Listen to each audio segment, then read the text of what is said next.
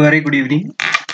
ಇವತ್ತು ನಾವು ಏನು ಮಾಡೋಣಪ್ಪ ಅಂದ್ರೆ 10ನೇ ತರಗತಿಯ ದ್ವಿತೀಯ ಭಾಷೆ ಕನ್ನಡ ಗದ್ಯ ಪಾಠ 7 ನನ್ನ ಗೋಪಾಲ ಕುವೆಂಪು ವಿರಚಿತ ಗದ್ಯದ ಪ್ರಶ್ನೋತ್ತರಗಳನ್ನು ಅಭ್ಯಾಸ ಮಾಡೋಣ. ಅದಕ್ಕಿಂತ ಮುಂಚೆ ಏನಪ್ಪಾ ಅಂದ್ರೆ ಕೃತಿಕಾರರ ಪರಿಚಯವನ್ನು ನೋಡೋಣ. ಹಂಗಾರೆ ಕನ್ನಡದ ವರ್ಡ್ಸ್ವರ್ತ್ ಹಾಗೂ ರಾಷ್ಟ್ರಕವಿ ಎಂದು ಖ್ಯಾತರಾಗಿರುವಂತಹ ಕುಪ್ಪಳ್ಳಿ ವೆಂಕಟಪ್ಪ ಪುಟ್ಟಪ್ಪ ಅವರು ದಿನಾಂಕ 29/12/1904 ಶಿವಮೊಗ್ಗ ಜಿಲ್ಲೆ ತೀರ್ಥಹಳ್ಳಿ ತಾಲೂಕು ಕುಪ್ಪಳ್ಳಿಯಲ್ಲಿ ಜನಿಸಿದ್ರು. ಇವರ ತಂದೆ ವೆಂಕಟಪ್ಪ ಗೌಡ, ತಾಯಿ ಸೀತಮ್ಮ. ತಾಯಿಯ ಊರು ಚಿಕ್ಕಮಗಳೂರು ಜಿಲ್ಲೆಯ ಹಿರೇಕೋಡಿಗೆ. ಆಮೇಲೆ ಹೇಮಾವತಿ ಇವರ ಹೆಂಡತಿ. ಇವರ ಕಾವ್ಯನಾಮ ಕುವೆಂಪು ಕುಪ್ಪಳ್ಳಿ ವೆಂಕಟಪ್ಪ ಪುಟ್ಟಪ್ಪ, ಹೌದಾ ಪೂರ್ಣ ಹೆಸರು. ಇನ್ನು ಚಂದ್ರಮಂಚಕ್ಕೆ ಬಾಚಕೋರಿ, ನವಿಲು, ಪಕ್ಷಿಕಾಶಿ ಕವನ ಸಂಕಲನಗಳು, ಬೆರಳಿಗೆ ಕೊರಳ್, ಶೂದ್ರ ತಪಸ್ವಿ, ಜಲಗಾರ ಇವು ನಾಟಕಗಳು, ರಸೋವಸೈ, ವಿಭೂತಿ ಪೂಜೆ, ದ್ರೌಪದಿಯ ಸಿರಿಮುಡಿ ವಿಮರ್ಶೆಗಳು, ನನ್ನ ದೇವರು ಮತ್ತು ಇತರ ಕಥೆಗಳು ಸಣ್ಣ ಕತೆ, ಕಾನೂರು ಸುಬ್ಬಮ್ಮ ಹೆಗ್ಗಡತಿ, ಮಲೆಗಳಲ್ಲಿ ಮದುಮಗಳು ಇವೇನಪ್ಪಾ ಅಂದ್ರೆ ಕಾದಂಬರಿಗಳು, ಶ್ರೀರಾಮಾಯಣ ದರ್ಶನಂ ಏನಪ್ಪಾ ಅಂದ್ರೆ ಮಹಾಕಾವ್ಯ. ಇವೇ ಮೊದಲಾದ 80 ಕೃತಿಗಳನ್ನ ಕುವೆಂಪು ಅವರು ರಚಿಸಿದ್ದಾರೆ. ಕುವೆಂಪು ಅವರು ಪದ್ಮಭೂಷಣ 1958ರಲ್ಲಿ ಪಡೆದಿದ್ದಾರೆ. ಕೇಂದ್ರ ಸಾಹಿತ್ಯ ಅಕಾಡೆಮಿ ಪ್ರಶಸ್ತಿ 1955ರಲ್ಲಿ ಪಡೆದಿದ್ದಾರೆ. ರಾಷ್ಟ್ರಕವಿ ಅನ್ನೋ ಬಿರುದನ್ನ 1964ರಲ್ಲಿ ಪಡೆದಿದ್ದಾರೆ. ಜ್ಞಾನಪೀಠ ಪ್ರಶಸ್ತಿಯನ್ನ 1968ರಲ್ಲಿ ಪಡೆದಿದ್ದಾರೆ. ಪಂಪ ಪ್ರಶಸ್ತಿಯನ್ನ ಹಾಗೂ ಕರ್ನಾಟಕ ರತ್ನ ಪ್ರಶಸ್ತಿಗಳಿಂದ ಪುರಸ್ಕೃತರಾಗಿದ್ದಾರೆ. ಇವರು ದಿನಾಂಕ 10/11/1994ರಲ್ಲಿ ದೈವಾಧೀನರಾದರು. ಪ್ರಸ್ತುತ ನಾಟಕಾಂಶವನ್ನ ಅವರ ನನ್ನ ಗೋಪಾಲ ಕೃತಿಯಿಂದ ಆರಿಸಿಕೊಳ್ಳಲಾಗಿದೆ. ಹಾಗಾದ್ರೆ ಅಭ್ಯಾಸ ಪ್ರಶ್ನೆಗಳನ್ನು ನೋಡೋಣ. ಮೊದಲು ಪದಗಳ ಅರ್ಥ ತಿಳಿಯಿರಿ. ಇಂಪು ಮಧುರ, ಹೌದಾ. ಓಲೆ ತಾಳೆ ಮರದ ಗರಿಯ ಹಾಳೆ ಅಥವಾ ಕಾಗದ. ಕರಡಿಗೆ, ಕರಡಿಗೆ ಅಂದ್ರೆ ಭರಣಿ ಅಥವಾ ಪೆಟ್ಟಿಗೆ. ಕಾದರೆ, ಕಾದರೆ ಹಾದಿ ನೋಡು ನಿರೀಕ್ಷಿಸು. ಚರಕ, ಚರಕ ರಾಟೆ ನೂಲು ತೆಗೆಯುವ ಸಾಧನ. ತಿಲಕ ಹಣೆಯ ಬೊಟ್ಟು. ತೊಳಗು, ತೊಳಗು ಪ್ರಕಾಶಿಸು.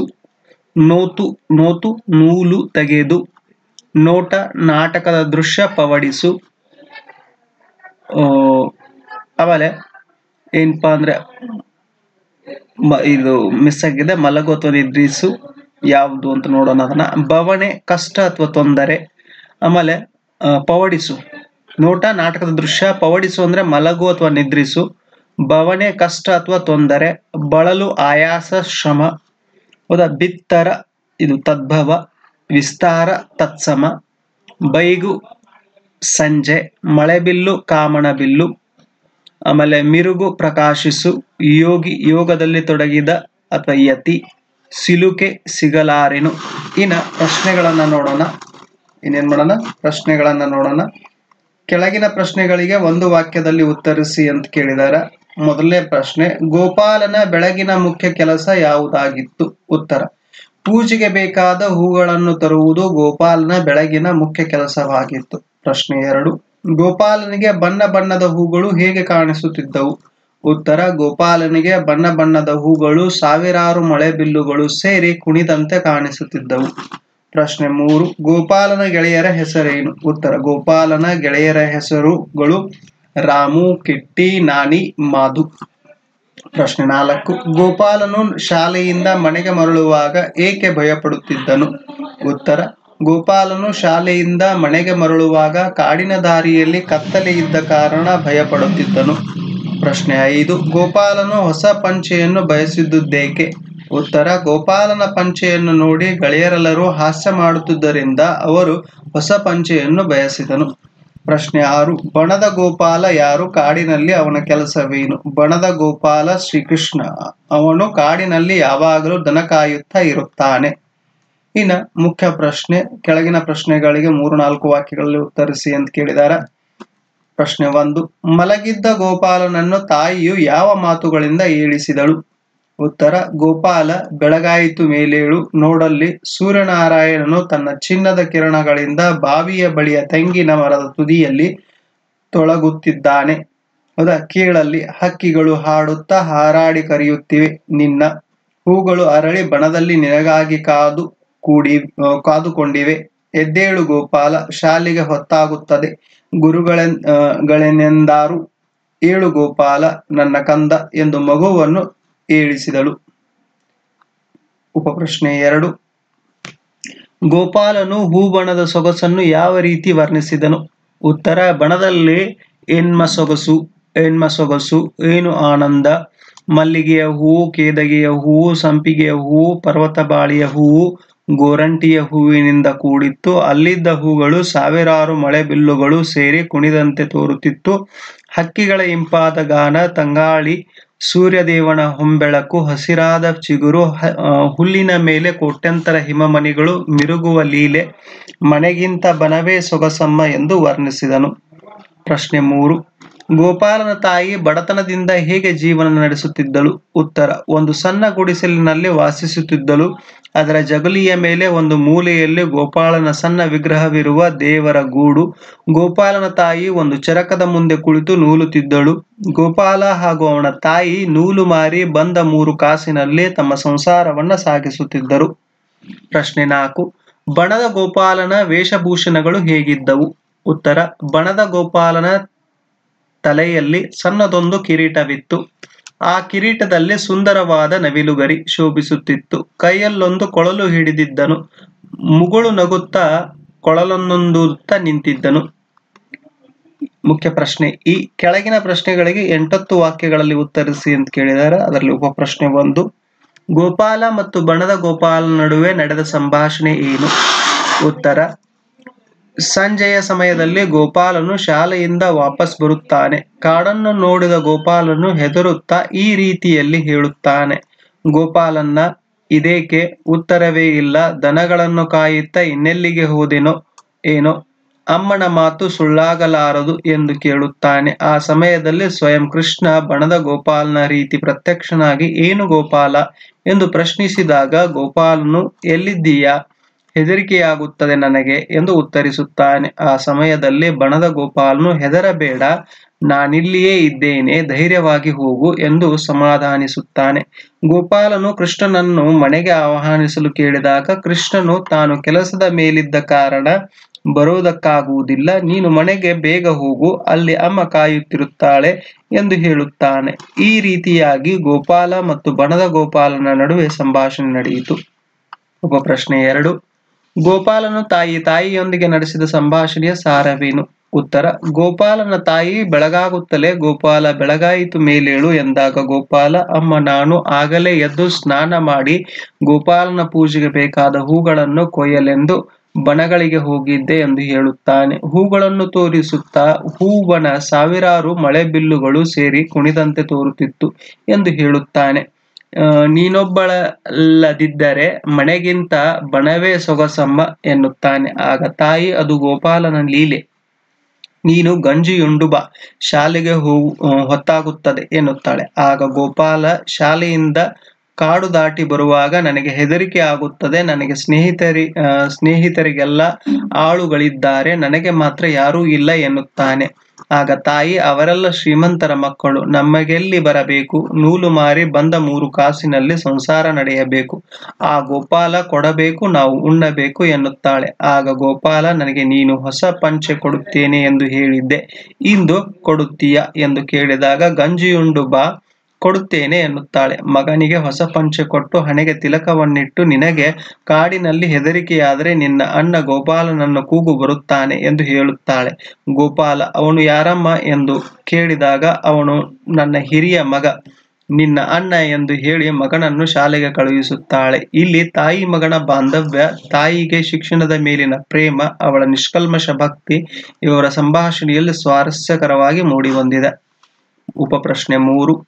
ನನ್ನ ಗೋಪಾಲ ಪಾಠದಲ್ಲಿ ಪ್ರಕೃತಿಯನ್ನು ಹೇಗೆ ವರ್ಣಿಸಲಾಗಿದೆ? ಉತ್ತರ: ನನ್ನ ಗೋಪಾಲ ಪಾಠದಲ್ಲಿ ಪ್ರಕೃತಿ ಸೌಂದರ್ಯ ತುಂಬಾ ಸುಂದರವಾಗಿ ವರ್ಣಿತವಾಗಿದೆ. ತಾಯಿ ತನ್ನ ಮಗನನ್ನು ಬೆಳಗಾಯಿತು ಎದ್ದೇಳು ಎಂದು ಹೇಳುವಾಗ, ನೋಡಲ್ಲಿ ಸೂರ್ಯನಾರಾಯಣನು ತನ್ನ ಚಿನ್ನದ ಕಿರಣಗಳಿಂದ ಬಾವಿಯ ಬಳಿಯ ತೆಂಗಿನ ಮರದ ತುದಿಯಲ್ಲಿ ತೊಳಗುತ್ತಿದ್ದಾನೆ. ಕೇಳಲ್ಲಿ ಹಕ್ಕಿಗಳು ಹಾಡುತ್ತಾ ಹಾರಾಡಿ ಕರೆಯುತ್ತಿವೆ, ನಿನ್ನ ಹೂಗಳು ಅರಳಿ ಬಣದಲ್ಲಿ ನಿನಗಾಗಿ ಕಾದುಕೊಂಡಿವೆ ಎಂದು ಹೇಳುತ್ತಾಳೆ. ಗೋಪಾಲ ಹೂಬಣದ ಸೊಗಸನ್ನು ವರ್ಣಿಸುತ್ತಾ, ಬಣದಲ್ಲಿ ಏನಮ್ಮ ಸೊಗಸು, ಏನು ಆನಂದ, ಮಲ್ಲಿಗೆಯ ಹೂವು, ಕೇದಗೆಯ ಹೂವು, ಸಂಪಿಗೆಯ ಹೂವು, ಪರ್ವತಬಾಳೆಯ ಹೂವು, ಗೋರಂಟಿಯ ಹೂವು, ಸಾವಿರಾರು ಮಳೆ ಬಿಲ್ಲುಗಳು ಸೇರಿ ಕುಣಿದಂತೆ ತೋರುತ್ತಿತ್ತು. ಹಕ್ಕಿಗಳ ಇಂಪಾದ ಗಾನ, ತಂಗಾಳಿ, ಸೂರ್ಯದೇವನ ಹೊಂಬೆಳಕು, ಹಸುರಾದ ಚಿಗುರು, ಹುಲ್ಲಿನ ಮೇಲೆ ಕೋಟ್ಯಂತರ ಹಿಮಮಣಿಗಳು ಮಿರುಗುವ ಲೀಲೆಯನ್ನು ನೋಡಿದರೆ ಅಳಲಿದ್ದರೆ ಮನೆಗಿಂತ ಬಣವೇ ಸೊಗಸು ಎಂದು ಹೇಳುತ್ತಾನೆ. ಗೋಪಾಲ ಶಾಲೆಯಿಂದ ಕಾಡು ದಾಟಿ ಮನೆಗೆ ಬರುವಾಗ ಕಾಡಿನ ದಾರಿಯಲ್ಲಿ ಹೂವಿನ ಮರ ಹಾಗೂ ನೇರಿಲ ಮರಗಳನ್ನು ನೋಡಿ ಮರದಲ್ಲಿ ಏನು ಹೂವಿನ ಗೊಂಚಲು ಭಾರ ಹೆಚ್ಚಾಗಿ ಮರ ತಲೆ ಬಾಗುತ್ತಿದೆ, ಈ ನೇರಿಲ ಹಣ್ಣು ಎಷ್ಟು ಕಪ್ಪಾಗಿವೆ ಎನ್ನುತ್ತಾನೆ. ಈ ಪಾಠದಲ್ಲಿ ಪ್ರಕೃತಿ ಸೌಂದರ್ಯ ಮನೋಹರವಾಗಿ ಮೂಡಿ ಬಂದಿದೆ. ಉಪಪ್ರಶ್ನೆ 4. ಗೋಪಾಲನಿಗೆ ಇದ್ದ ಕಷ್ಟವೇನು, ಅದು ಹೇಗೆ ಪರಿಹಾರವಾಯಿತು? ಉತ್ತರ. ಗೋಪಾಲನ ತಾಯಿಯು ಗೋಪಾಲನಿಗೆ ನೀನು ಗಂಜಿ ಉಂಡು ಬಾ, ಶಾಲೆಗೆ ಹೊತ್ತಾಗುತ್ತದೆ ಎನ್ನುತ್ತಾಳೆ. ಆಗ ಗೋಪಾಲ ಶಾಲೆಯಿಂದ ಕಾಡು ದಾಟಿ ಮನೆಗೆ ಬರುವಾಗ ನನಗೆ ಹೆದರಿಕೆ ಆಗುತ್ತದೆ, ಇದು ನನಗೆ ಕಷ್ಟವಾಗುತ್ತಿದೆ ಅಮ್ಮ, ಇದಕ್ಕೆ ಪರಿಹಾರ ತಿಳಿಸು. ನನ್ನ ಸ್ನೇಹಿತರನ್ನು ಕಾಡು ದಾರಿಯಲ್ಲಿ ಮನೆಗೆ ಕರೆದುಕೊಂಡು ಹೋಗಲು ಆಳುಗಳು ಸೇವಕರು ಬರುತ್ತಿದ್ದಾರೆ, ನನಗೆ ಮಾತ್ರ ಯಾರೂ ಇಲ್ಲ ಎನ್ನುತ್ತಾಳೆ. ಆಗ ಗೋಪಾಲನ ತಾಯಿ, ಅವರೆಲ್ಲ ಶ್ರೀಮಂತರ ಮಕ್ಕಳು, ನಮಗೆಲ್ಲಿ ಬರಬೇಕು, ನೂಲು ಮಾರಿ ಬಂದ 3 ಕಾಸಿನಲ್ಲಿ ಸಂಸಾರ ನಡೆಯಬೇಕು, ಆ ಗೋಪಾಲ ಕೊಡಬೇಕು, ನಾವು ಉಣ್ಣಬೇಕು ಎನ್ನುತ್ತಾಳೆ. ಮಗನಿಗೆ ಹೊಸ ಪಂಚೆ ಕೊಟ್ಟು ಹಣೆಗೆ ತಿಲಕವನ್ನಿಟ್ಟು, ನಿನಗೆ ಕಾಡಿನಲ್ಲಿ ಹೆದರಿಕೆಯಾದರೆ ನಿನ್ನನ್ನ ಗೋಪಾಲನನ್ನು ಕೂಗು, ಬರುತ್ತಾನೆ ಎಂದು ಹೇಳುತ್ತಾಳೆ. ಗೋಪಾಲ, ಅವನು ಯಾರಮ್ಮ ಎಂದು ಕೇಳಿದಾಗ, ಅವನು ನನ್ನ ಹಿರಿಯ ಮಗ, ನಿನ್ನ ಅಣ್ಣ ಎಂದು ಹೇಳಿ ಮಗನನ್ನು ಶಾಲೆಗೆ ಕಳುಹಿಸಿಕೊಡುತ್ತಾಳೆ. ಈ ರೀತಿ ಗೋಪಾಲನ ಕಷ್ಟ ಪರಿಹಾರವಾಯಿತು.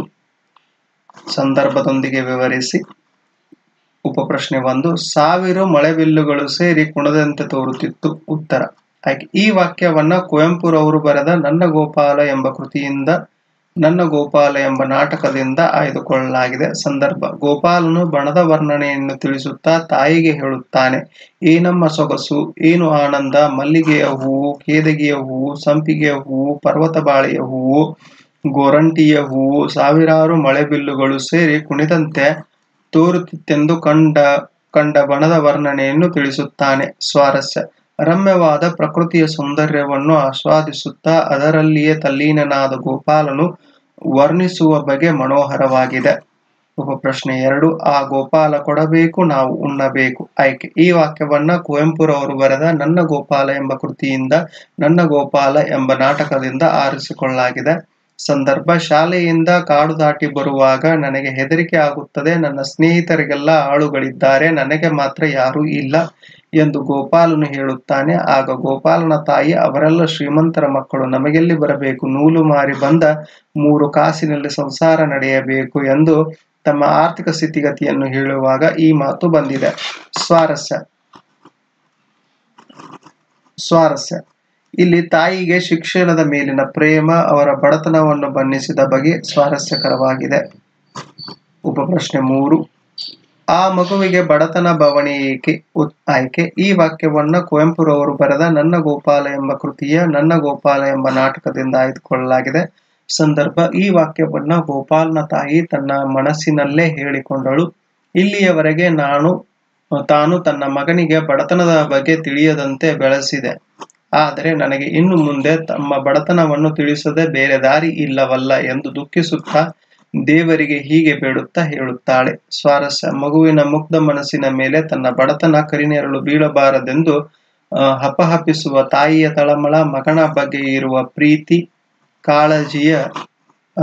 ಪ್ರೀತಿ ಕಾಳಜಿಯು ಅರ್ಥಪೂರ್ಣವಾಗಿದೆ. ಉಪಪ್ರಶ್ನೆ 4. ಅಮ್ಮನ ಮಾತು ಸುಳ್ಳಾಗಲಾರದು. ಆಯ್ಕೆ. ಈ ವಾಕ್ಯವನ್ನ ಕುವೆಂಪುರವರ ಬರೆದ ನನ್ನ ಗೋಪಾಲ ಎಂಬ ಕೃತಿಯ ನನ್ನ ಗೋಪಾಲ ಎಂಬ ನಾಟಕದಿಂದ ಆಯ್ದುಕೊಳ್ಳಲಾಗಿದೆ. ಸಂದರ್ಭ. ಗೋಪಾಲನು ಹೇಳುವ ಮಾತಿದು. ಸಂಜೆಯ ಸಮಯದಲ್ಲಿ ಶಾಲೆಯಿಂದ ಮರಳುವಾಗ ಕಾಡಿನಲ್ಲಿಯ ಹೂಗಳನ್ನು ನೋಡಿ ಬೆರಗಾಗುತ್ತಾ ಹಣ್ಣುಗಳನ್ನು ಆಯ್ದು ತಿನ್ನುತ್ತಾನೆ. ಆಗ ಕತ್ತಲಾಗುತ್ತದೆ. ಸೂರ್ಯನು ಶಪಿಸಿ ತಾಯಿಯ ಮಾತನ್ನು ನೆನಪಿಸಿಕೊಂಡು ತನ್ನ ಅಣ್ಣನನ್ನು ಕೂಗುತ್ತಾನೆ. ಈ ಸಂದರ್ಭದಲ್ಲಿ ಗೋಪಾಲ ಈ ಮೇಲಿನ ಮಾತನ್ನು ತನ್ನಲ್ಲಿಯೇ ಹೇಳಿಕೊಳ್ಳುತ್ತಾನೆ. ಸ್ವಾರಸ್ಯ. ಮುಗ್ಧ ಮಕ್ಕಳಿಗೆ ತಾಯಿಯ ಮಾತಿನಲ್ಲಿ ಸಿಗುವ ಭರವಸೆ, ಕಾಳಜಿ, ವಾತ್ಸಲ್ಯ ಗೋಪಾಲ ಈ ಮಾತಿನಲ್ಲಿ ವ್ಯಕ್ತವಾಗಿದೆ. ಇನ್ನು ಭಾಷಾಭ್ಯಾಸ.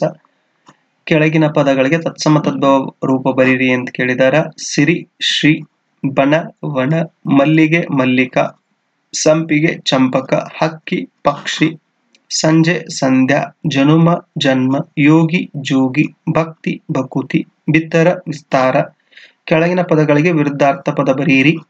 ಕರುಣೆ, ಕ್ರೂರ, ತುದಿ ಬುಡ, ಮುದುಡು ಅರಳು, ಸ್ವೀಕರಿಸು ನಿರಾಕರಿಸು, ಬೈಗು ಬೆಳಗು, ಬಡತನ ಸಿರಿತನ, ಅಜ್ಞಾನ ಜ್ಞಾನ. ಕೆಳಗಿನ ಪದಗಳನ್ನ ಸ್ವಂತ ವಾಕ್ಯದಲ್ಲಿ ಬಳಸ್ರಿ ಅಂತ ಕೇಳಿದಾರೆ. ಬವಣೆ, ಹೌದಾ? ಕೆಲವು ವಿದ್ಯಾರ್ಥಿಗಳು ಬಡತನದ ಬವಣೆಯಲ್ಲಿ ನಲುಗುತ್ತಿರುತ್ತಾರೆ. ಒಲುಮೆ, ಹೌದಾ? ತಾಯಿಗೆ ಮಕ್ಕಳ ಅಭ್ಯಾಸದ ಮೇಲೆ ಒಲುಮೆ ಉಂಟು ಮಾಡುವುದು ಪ್ರಥಮ ಆದ್ಯ ಕರ್ತವ್ಯವಾಗಿದೆ. ಕರುಣೆ, ಮನುಷ್ಯನಾಗಿ ಹುಟ್ಟಿದ ಮೇಲೆ ಪ್ರತಿಯೊಂದು ಜೀವಿಯ ಮೇಲೆ ಕರುಣೆ ತೋರಲೇಬೇಕು, ಕರುಣೆ ಭಾವ ಇರಲೇಬೇಕು. ಲೀಲೆ, ಆ ಪರಮಾತ್ಮನ ಲೀಲೆಯನ್ನ ಬಲ್ಲವರ್ಯಾರು? ಸಂಪಾದನೆ, ಪ್ರತಿಯೊಬ್ಬ ವ್ಯಕ್ತಿಯು, ಹೌದಾ, ತನ್ನ ಸಂಪಾದನೆಯನ್ನ ತಾನೇ ಮಾಡಿಕೊಳ್ಳಬೇಕು. ತಂಗಾಳಿ, ಹೌದಾ, ಮುಂಜಾನೆ ಅಥವಾ ಸಂಜೆಯ ಹೊತ್ತು, ಹೌದಾ, ತಂಗಾಳಿ ಬೀಸುತ್ತಿದ್ದಾಗ ಹಾಡನ್ನ ಕೇಳುವುದು ಸಂತಸವೆನಿಸುತ್ತದೆ. ಇನ್ನು ಕೆಳಗಿನ ಪದಗಳನ್ನ ವಿಗ್ರಹ ವಾಕ್ಯ ಮಾಡಿ ಸಮಾಸ ಹೆಸರಿಸಿ ಅಂತ ಕೇಳಿದರೆ. ತಂಪಾದ ಗಾಳಿ, ತಂಗಾಳಿ ಕರ್ಮಧಾರಿಯ ಸಮಾಸ. ಆಮೇಲೆ ಹಿಮದ ಪ್ಲಸ್ ಮಣಿ, ಹಿಮಮಣಿ ಕರ್ಮಧಾರಿಯ ಸಮಾಸ. ಸಮಾಸಗಳಿಗೆ ಸಂಬಂಧಪಟ್ಟಂತೆ ಸ್ಪೆಷಲ್ ವಿಡಿಯೋ ಮಾಡಿದ್ದೀನಿ, ನಿಯಮಗಳನ್ನಲ್ಲಿ ಹೇಳಿದ್ದೀನಿ. ಇಲ್ಲಿ ನಿಯಮಗಳನ್ನು ಹೇಳೋದ್ರಲ್ಲಿ ಡೈರೆಕ್ಟ್ ಆಗಿ ವಿವರಿಸ್ತಾ ಏನು ಇದನ್ನ ಆಸ್ ಇಟ್ ಈಸ್ ಹೇಳ್ತಾ ಹೋಗ್ತೀನಿ. ಗಂಜಿಯನ್ನು ಪ್ಲಸ್ ಉಂಡು, ಗಂಜಿಯುಂಡು ಕ್ರಿಯೆ ನಡೀತಾ ಇದೆ, ಕ್ರಿಯಾ ಸಮಾಸ. ಲಕ್ಷ್ಮಿಯ ಈಶನು ಯಾರೋ ಅವನು ಲಕ್ಷ್ಮೀಶ, ಹೌದಾ, ವಿಷ್ಣು ಬಹುರ್ವಿ ಸಮಾಸ. ಹೊನ್ನಿನ ಪ್ಲಸ್ ಬೆಳಕು, ಹೊಂಬೆಳಕು ಕರ್ಮಧಾರಿಯ ಸಮಾಸ. ಸ್ನಾನವನ್ನು ಪ್ಲಸ್ ಮಾಡು, ಸ್ನಾನ ಮಾಡು ಕ್ರಿಯಾ ಸಮಾಸ. ಇನ್ನು ಕೆಳಗಿನ ಪದಗಳನ್ನ ಬಿಡಿಸಿ ಸಂಧಿಯ ಹೆಸರನ್ನ ಹೆಸರಿಸಿ. ಸಂಧಿಯನ್ನ ಏನ್ ಮಾಡ್ರಿ, ಹೆಸರಿಸಿ ಅಂತ ಕೇಳಿದಾರ. ಕಂಬನಿ, ಕನ್ ಪ್ಲಸ್ ಪನಿ ಕಂಬನಿ, ಹೌದಾ, ಏನಪ್ಪಾ ಅಂದ್ರೆ ಬದಲಾಗಿ ಪ ಬರ್ತಾ ಇದೆ, ಹಂಗಾದ್ರೆ ಆದೇಶ ಸಂಧಿ. ಕೋಟ್ಯಂತರ, ಕೋಟಿ ಪ್ಲಸ್ ಅಂತರ ಕೋಟ್ಯಂತರ, ಹೌದಾ, ಒತ್ತು ಬರ್ತಾ ಇದೆ ಅಂದ್ರೆ ಧಿಯನ ಸಂಧಿ. ಲಕ್ಷ್ಮೀಶ, ಲಕ್ಷ್ಮಿ ಪ್ಲಸ್ ಈಶ, ಹೀಗೆ ಸನ್ನಿಗೆ ದೊಡ್ಡ ಈ ಸೇರ್ತಾ ಇದೆ, ಸವರ್ಣಗಳು ಸವರ್ಣ ದೀರ್ಘ ಸಂಧಿ. ಕೊಳಲೂದಿ, ಕೊಳಲು ಪ್ಲಸ್ ಊದಿ ಕೊಳಲೂದಿ, ಲೋಪ ಆಗ್ತಾ ಇದೆ, ಅದಕ್ಕೆ ಲೋಪ ಸಂಧಿ. ಧೈರ್ಯವಾಗಿ, ಧೈರ್ಯ ಪ್ಲಸ್ ಆಗಿ ಧೈರ್ಯವಾಗಿ, ಹೌದಾ, ಆಗಮ ಆಗ್ತಾ ಇದೆ, ಅದಕ್ಕೆ ವಕಾರ ಆಗಮ ಸಂಧಿ, ಆಗಮ ಸಂಧಿ. ಹೆದರಿಕೆಯಾದರೆ, ಹೆದರಿಕೆ ಪ್ಲಸ್ ಆದರೆ ಹೆದರಿಕೆಯಾದರೆ, ಇದು ಕೂಡ ಯಕಾರ ಆಗಮ ಸಂಧಿ, ಆಗಮ ಸಂಧಿ. ಮೇಲೇಳು, ಮೇಲೆ ಪ್ಲಸ್ ಏಳು ಮೇಲೇಳು, ಲೋಪ ಸಂಧಿ. ಇನ್ನು ಕೆಳಗಿನ ವಾಕ್ಯಗಳಿಗೆ ಸೂಕ್ತ ಲೇಖನ ಚಿಹ್ನೆಯನ್ನ ಬಳಸಿ ಬರೀರಿ ಅಂತ ಕೇಳಿದಾರ. ಗೋಪಾಲನೆಲ್ಲಿ ಹಾಸಿಗೆಯಿಂದ ಇನ್ನೂ ಏಳಲಿಲ್ಲವೋ ಏನೋ. ನನ್ನ ಗೋಪಾಲನೆಲ್ಲಿ, ನನ್ನ ಗೋಪಾಲನೆಲ್ಲಿ ಕ್ವಶನ್ ಮಾರ್ಕ್. ಹಾಸಿಗೆಯಿಂದ ಇನ್ನೂ ಏಳಲಿಲ್ಲವೆಲ್ಲೋ ಏನೋ, ಇದು ಕ್ವಶನ್ ಮಾರ್ಕ್. ಕೇಳಲ್ಲಿ ಹಕ್ಕಿಗಳು ಹಾಡುತ್ತಾ ಹಾರಾಡಿ ಕರೆಯುತ್ತಿವೆ ನಿನ್ನ. ಕೇಳಲ್ಲಿ ಕಾಮ, ಹಕ್ಕಿಗಳು ಹಾಡುತ್ತಾ ಕಾಮ, ಹಾರಾಡಿ ಕರೆಯುತ್ತಿವೆ ನಿನ್ನ ಫುಲ್ ಸ್ಟಾಪ್. ಬಣದಲ್ಲಿ ಏನಮ್ಮ ಸೊಗಸು ಏನು ಆನಂದ, ಬಣದಲ್ಲಿ ಏನಮ್ಮ ಸೊಗಸು ಉದ್ಗಾರವಾಚಕ, ಏನು ಆನಂದ ಉದ್ಗಾರವಾಚಕ. ಸೈದ್ಧಾಂತಿಕ ವ್ಯಾಕರಣ. ಕ್ರಿಯಾಪದ, ಸಾಮಾನ್ಯವಾಗಿ ಒಂದು ಕ್ರಿಯೆಯ ಪೂರ್ಣ ಅರ್ಥವನ್ನ ಕೊಡುವ ಪದಗಳನ್ನ ಕ್ರಿಯಾಪದ ಎಂದು ಕರೆಯಲಾಗುತ್ತದೆ. ಉದಾಹರಣೆಗೆ ಮಾಡುತ್ತಾನೆ, ಮಾಡಿದನು, ಮಾಡುವನು, ಮಾಡಲಿ, ಮಾಡನು. ಈ ಎಲ್ಲಾ ಕ್ರಿಯಾಪದಗಳ ಮೂಲ ರೂಪ ಮಾಡು ಆಗಿದೆ. ಕ್ರಿಯಾಪದದ ಮೂಲ ರೂಪವನ್ನ ಕ್ರಿಯಾ ಪ್ರಕೃತಿ ಅಥವಾ ಧಾತು ಎನ್ನುವರು. ಹಂಗಾರೆ ಧಾತುಗಳಲ್ಲಿ ಎರಡು ವಿಧ, ಅವುಗಳಂದ್ರೆ ಮೂಲ ಧಾತು, ಆಮೇಲೆ ಪ್ರತ್ಯಯಾತ್ ಧಾತುಗಳು ಅಥವಾ ಸಾಧಿತ ಧಾತುಗಳು ಅಂತ ಕರಿತೀವಿ. ಹಂಗಾರೆ ಮೂಲ ಧಾತುಗಳು ಮಾಡು, ತಿನ್ನು, ಹೋಗು, ಬರು, ಓದು, ಓಡು, ಮುಚ್ಚು, ನೋಡು, ಒಪ್ಪು, ಏರು, ಇಳಿ, ಬೀಳು, ಬರೆ, ಹಿಗ್ಗು, ತೂಗು, ಮಲಗು, ಏಳು, ನಡೆ, ಈಜು, ಮುಚ್ಚು, ಬೆಳಗು ಇತ್ಯಾದಿ. ಇನ್ನು ಪ್ರತ್ಯಯಾಂತ ಧಾತು ಅಥವಾ ಸಾಧಿತ ಧಾತುಗಳು ನಾಮ ಪ್ರಕೃತಿ ಹಾಗೂ ಅನುಕರಣ ಶಬ್ದಗಳ ಮೇಲೆ ಈಸು ಪ್ರತ್ಯಯ ಸೇರಿದಾಗ ಪ್ರತ್ಯಯಾಂತ ಧಾತು ಅಥವಾ ಸಾಧಿತ ಧಾತು ಎಂದು ಕರೆಸಿಕೊಳ್ಳುತ್ತದೆ. ಉದಾಹರಣೆಗೆ ಪ್ರಕೃತಿ ಪ್ರತ್ಯಯ ಈಸು, ಸಾಧಿತ ಧಾತು ಕ್ರಿಯಾಪದ. ಕನ್ನಡ ಪ್ಲಸ್ ಈಸು ಕನ್ನಡಿಸು, ಕನ್ನಡಿಸಿದನು. ಧಗಧಗ ಪ್ಲಸ್ ಈಸು ಧಗಧಗಿಸು, ಧಗಧಗಿಸುತ್ತದೆ ಕ್ರಿಯಾಪದ. ದುಃಖ ಪ್ಲಸ್ ಈಸು ದುಃಖಿಸು, ಸಾಧಿತ ಧಾತು ಆಯಿತು, ದುಃಖಿಸುವನು. ಇನ್ನು ಸಕರ್ಮಕ ಮತ್ತು ಅಕರ್ಮಕ ಧಾತುಗಳು. ಕರ್ಮಪದವನ್ನ ಅಪೇಕ್ಷಿಸುವ ಧಾತುಗಳನ್ನ ಸಕರ್ಮಕ ಧಾತುಗಳು ಎಂದು ಕರೆಯುತ್ತಾರೆ. ಕರ್ಮಪದವನ್ನ ಅಪೇಕ್ಷಿಸಿದ ಧಾತುಗಳನ್ನು ಅಕರ್ಮಕ ಧಾತುಗಳು ಎಂದು ಕರೆಯಲಾಗುತ್ತದೆ. ಹಾಗಾದ್ರೆ ಸಕರ್ಮಕ ಧಾತುಗಳು ರಕ್ಷಿಸು, ಕಟ್ಟು, ಓದು, ಮಾಡು, ಉಣ್ಣು, ಕತ್ತರಿಸು, ತೆರೆ, ಸೇರು, ಬಿಡು. ಈ ಎಲ್ಲಾ ಧಾತುಗಳ ಮುಂದೆ ಏನನ್ನು ಎಂಬ ಪ್ರಶ್ನೆ ಹಾಕಿಕೊಂಡರೆ ಯಾವುದಾದರೂ ಉತ್ತರ ಕರ್ಮಪದ ಸಿಗುತ್ತದೆ. ಏನನ್ನು. ಅಕರ್ಮಕ ಧಾತುಗಳು ಮಲಗು, ಓಡು, ಹುಟ್ಟು, ಹೋಗು, ಏಳು, ಸೋರು, ನಾಚು. ಈ ಎಲ್ಲಾ ಧಾತುಗಳ ಮುಂದೆ ಏನನ್ನು ಎಂದು ಪ್ರಶ್ನೆ ಹಾಕಿಕೊಂಡ್ರೆ ಕರ್ಮಪದ ಇರುವುದಿಲ್ಲ, ಅದಕ್ಕೆ ಅಕರ್ಮಕ ಧಾತುಗಳು. ಇನ್ನ ಪದ್ಯ 14 ನಿಟ್ಟೋಟದಲ್ಲಿ ಹಾಯ್ದನು ಬಿಟ್ಟ ಮಂಡೆಯಲ್ಲಿ. ನಿಟ್ಟೋಟದಲ್ಲಿ ಹಾಯ್ದನು ಬಿಟ್ಟ ಮಂಡೆಯಲ್ಲಿ ಕುಮಾರವ್ಯಾಸ ಅವರನ್ನ ನಾವು ಗದುಗಿನ ನಾರಣಪ್ಪ ಅಂತ ಕರಿತೀವಿ. ಅವರು ಬರೆದಿರುವಂತಹ ಪದ್ಯ. ಹೌದಾ, ಹಳಗನ್ನಡ ಪದ್ಯದ ಪ್ರಶ್ನೋತ್ತರಗಳನ್ನ ನೆಕ್ಸ್ಟ್ ಕ್ಲಿಪ್ ಅಲ್ಲಿ ಅಭ್ಯಾಸ ಮಾಡೋಣ ಅಂತ ಹೇಳ್ತಾ, 10ನೇ ತರಗತಿ SSLC ಅಥವಾ 10ನೇ ತರಗತಿ ದ್ವಿತೀಯ ಭಾಷೆ ಕನ್ನಡ ಓದುತ್ತಿರುವಂತಹ ಎಲ್ಲ ವಿದ್ಯಾರ್ಥಿಗಳಿಗೆ ಈ ಕ್ಲಿಪ್ ಅನ್ನ ಶೇರ್ ಮಾಡುವಂತ ಕೆಲಸ ಮಾಡ್ರಿ. ನಿಮ್ಗೆ ಗುರ್ತಿರುವಂತ ಗುಂಪುಗಳಲ್ಲಿ ಹಂಚಿಕೊಡ್ರಿ. ಹೌದಾ ಅಂತ ಹೇಳ್ತಾ ಥ್ಯಾಂಕ್ ಯು ಸೋ ಮಚ್.